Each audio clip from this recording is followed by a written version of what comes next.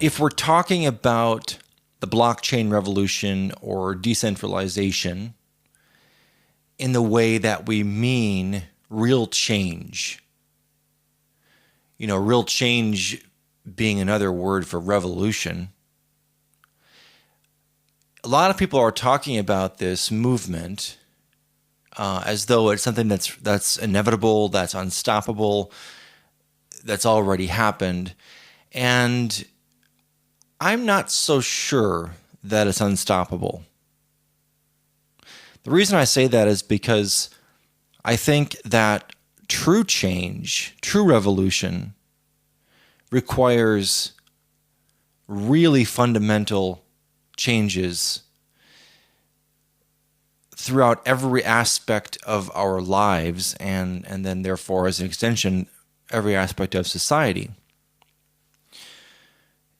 Concepts and ideas alone, without the technology, really can't produce meaningful change.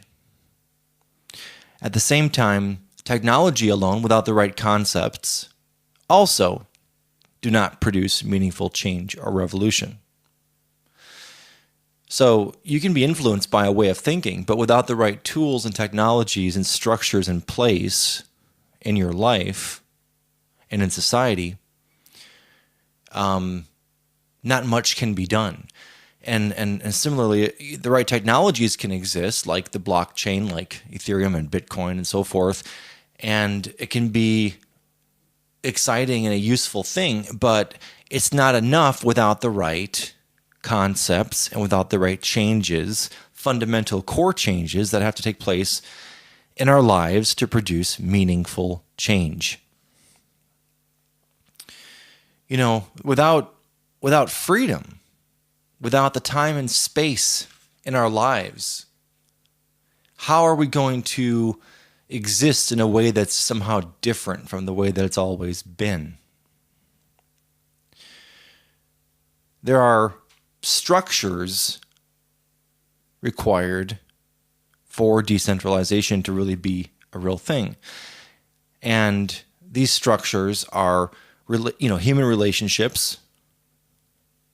As I said, space to exist. I mean, do you have time and do you have space to be who you really are, to be real in your every day of your life?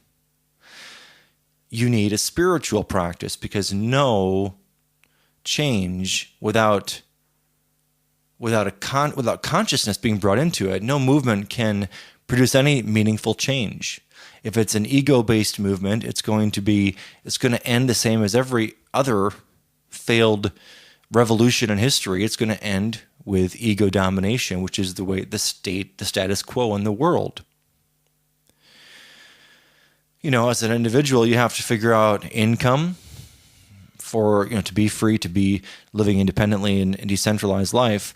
And you also need the right structures and technologies. So these are a lot of things that have to be put into place, be created, be brought into your life if you're going to truly live in a decentralized way. So I want to talk about those different elements. I want to talk about, what it feels like. Again, I do live in a decentralized way. And I can tell you that on one hand, it's really not easy. There's a lot of work that has to be done. But isn't that true of every life path we choose? Whether we're choosing the corporate ladder, whether we're choosing to make our mark in some institution or government or as a teacher or whatever it may be, every life path that people choose is a lot of work, a lot of determination. And so the question becomes, what life path do you want, and where do you want to put that work, and what direction are you going? So, decentralization without relationships, I mean, that's just loneliness. That's just, you're a hermit. You're just, I don't know what you're doing all day, because there's no way to make any kind of income or to support yourself or to have any kind of abundance without relationships. And those can be with companies or with people, but obviously people work for companies. So you have to begin to see every relationship as with people, human connection. And there has to be a way to relate to people that isn't you and your ego trying to get what you want. You're not judging. You're not condemning. You're not jailing. You're not doing these things to other people that ego does. You're not separating yourself from people. The voice in your head isn't dictating your course of action as far as, if someone wrongs you, that voice in your head is going to say that this person wronged me and I have to get back and I have to show them. This is not the way toward any kind of decentralization. This is just status quo. You're going to fail in these relationships and you're going to not have the abundance and source of income and the connections you need to be enabled and to live in abundance and freedom. So we're going to talk a lot about that space to exist as you. I mean, if you have to get up at 6 a.m. and you have your whole day booked with things you don't want to do, a job, a family structure that isn't allowing you to be who you are, to express your true feelings and thoughts, to be yourself, then you really have no meaningful, way to get to what I would call a life of freedom. Decentralization is what we're going to call it. And so, these things have to go right for you in your life. You have to figure out these ways, and figure out isn't the right word. You have to allow this to happen. Really, it's easy. Really, it's one thing that has to happen, but I'll get to that later. We're talking about, and really, it comes down to income and technologies. I mean, technologies, yes, of course, you need to learn how to use certain kinds of technologies. You have to be, I spent the last few weeks rebuilding computers, supporting people who work with me, who work for me, getting things set up, coaching people on how to use technologies, getting a new computer for myself and getting everything going. When you're living independently, there's no one to call. Everything goes. If you can't figure it out, you're stuck. So you have to become very good at putting technologies in place and learning how to use tools available to you, to create that freedom and that abundance. And that ability to serve people, that ability to do everything. So you become very self-sufficient and independent and technical. And most of all, I firmly believe, and this is probably not something that's widespread in terms of people talking about this, but the idea of decentralization or some sort of meaningful power to the people movement, blockchain revolution, without spirituality, I think is a sure failure. I think because it's the cornerstone of how to live in freedom, how to live connected with other people, how to live without fear, how to base your life on creativity and service to others. This is, and I don't think people get this, and I think that the idea that the world's going to change overnight to some sort of thing, I don't really believe that's going to happen. I believe it's a fundamental change. During the holidays, I was just a kind of a funny example. I was on Facebook and somebody posted this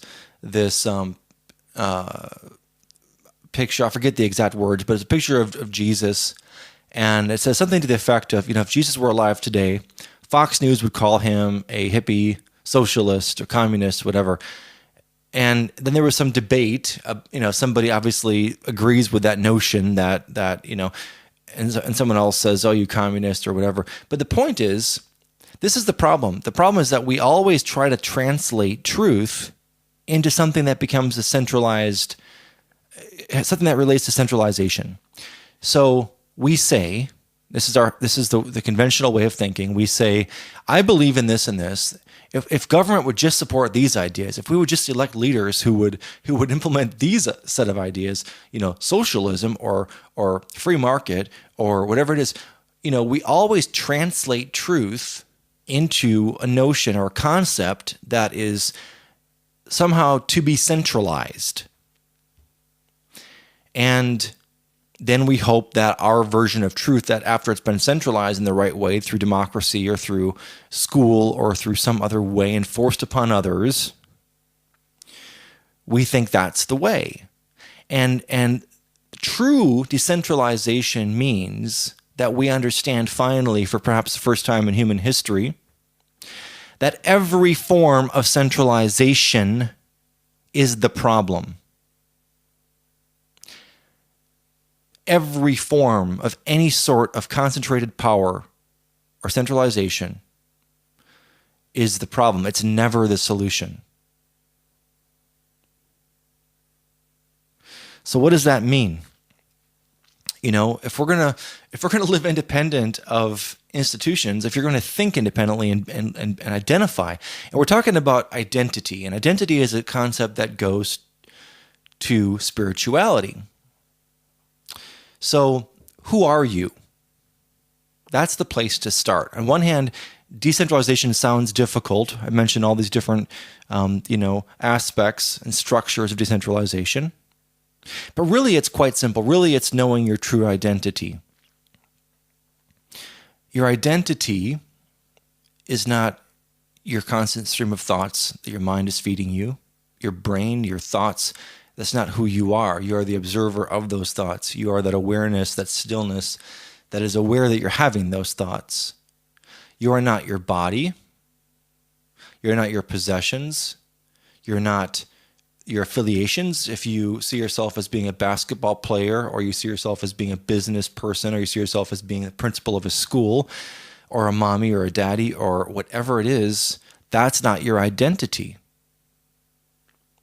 Because if that is your identity, guess what? That's how we're being sucked into this centralized authority.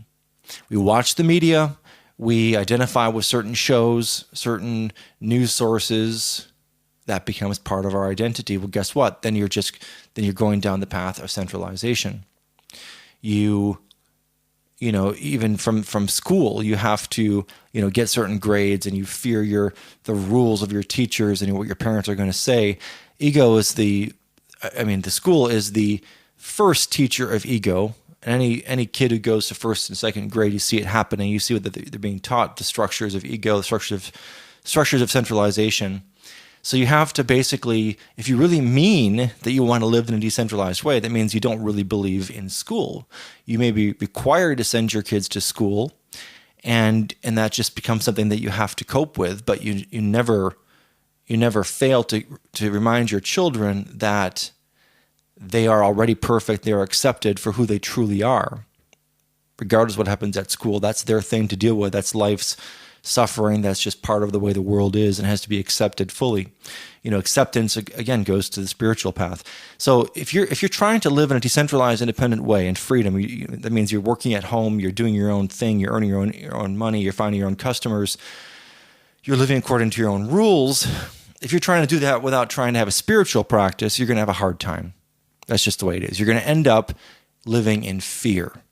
It's true. If you've ever been on your own, and without a job, trying to make your own way in the world, and if you're not aligned with spiritual truth, if you don't know your true identity as consciousness, if you aren't at the center of the wheel and detached from the ups and downs that happen, it's a nightmare. You're going to not be free. You're going to not be decentralized. You're actually going to be a prisoner to your own fears and thoughts and constant mind chatter.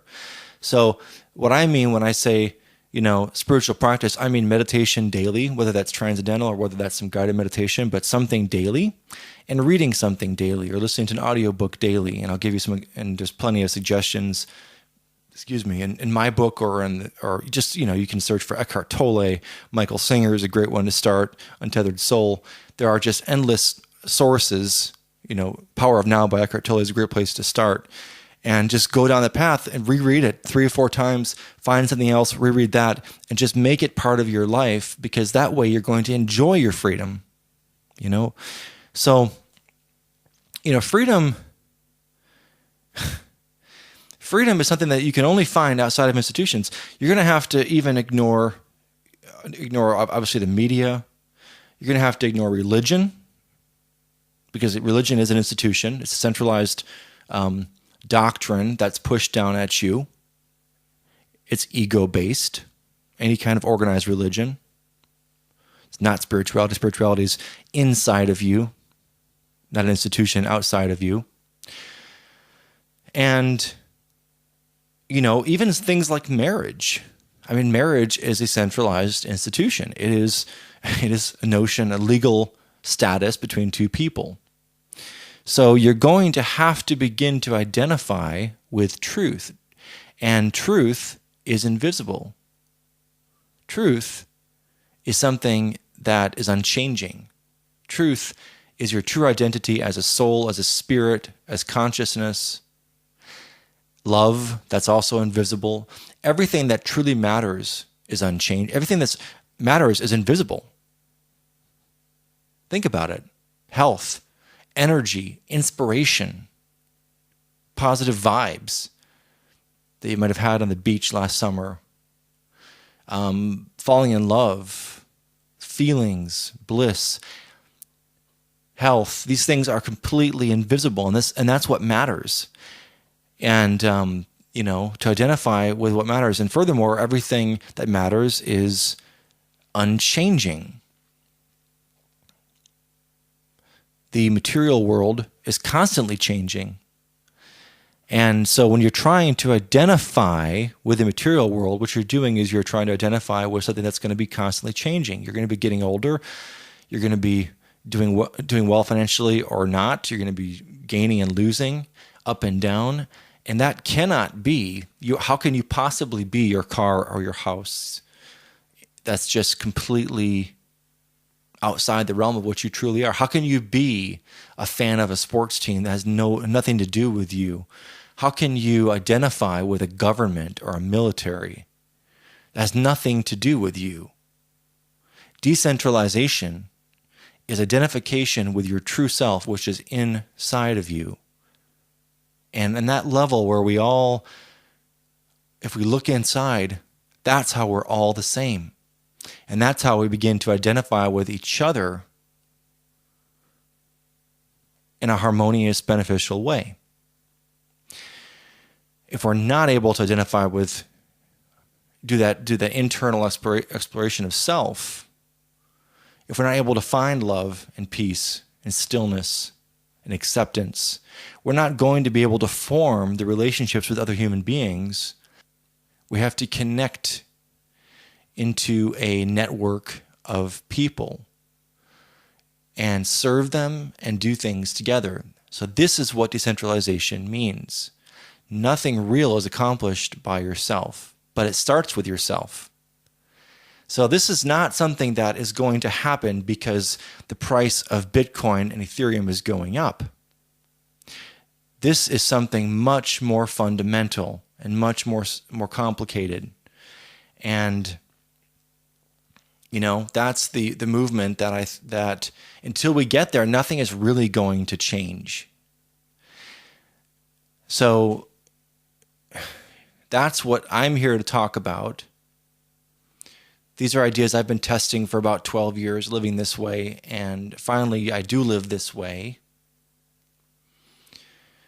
And I can tell you that it's not easy when institutions of power create laws and rules. And that's the true test of decentralization, as a true test of your beliefs. Can you really identify with the truth, which is invisible, which is from God, which is inside of you, which is felt and experienced?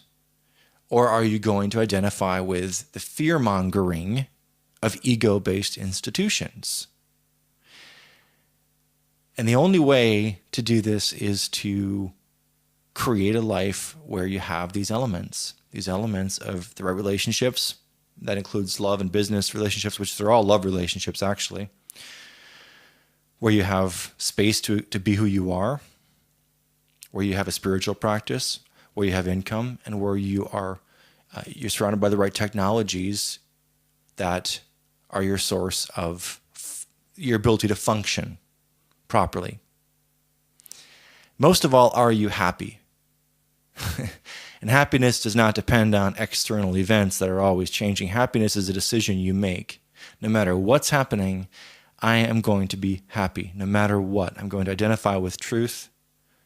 I'm going to know that any answer that involves centralized institutions is not the answer. That's the wrong direction. It's about that spiritual realm inside each of us, identifying with it, connecting with it, living from it. I can tell you that I have lived these principles, especially so in the last 1 or 2 years, and it works. And that's the cool thing, is it just totally works. There's no limit to your happiness, to your freedom, to abundance, to income. It's the opposite. And honestly, you don't have to have any suffering or fear. So even though it's difficult, that's what we're talking about. Most people don't even know that it's possible to live this way. It's possible to not suffer, to be happy all the time, to be in peace, to not be shaken up by everything happening in the outside world, to have wealth, to have all the time in the world you need to do whatever you want to do, to have meaningful work, to have challenges, to grow, to create, to be creative, to have influence, But it only comes by aligning with your true identity and by being brave enough to live from that place.